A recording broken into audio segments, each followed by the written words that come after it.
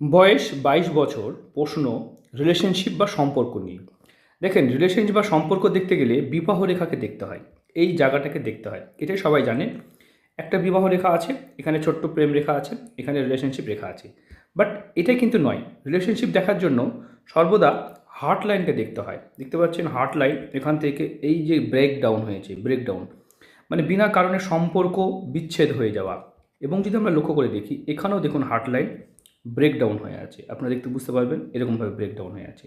তো এরকম যাদের হার্ট লাইন ব্রেকডাউন থাকে, তাদের বিনা কারণে বিনা দোষেই সম্পর্ক বিচ্যুত হয়ে যাওয়া বা সম্পর্ক ভেঙে যাওয়া বা রিলেশনশিপে একটা আচমকা প্রবলেম বা যাদেরকেই মন দেবে, মানে সম্পর্কের মধ্যে একটা ফাটল তৈরি হবে। সেটা শুধুমাত্র বিয়ে বা প্রেম নয়, সেটা বিভিন্ন ক্ষেত্রে হতে পারে।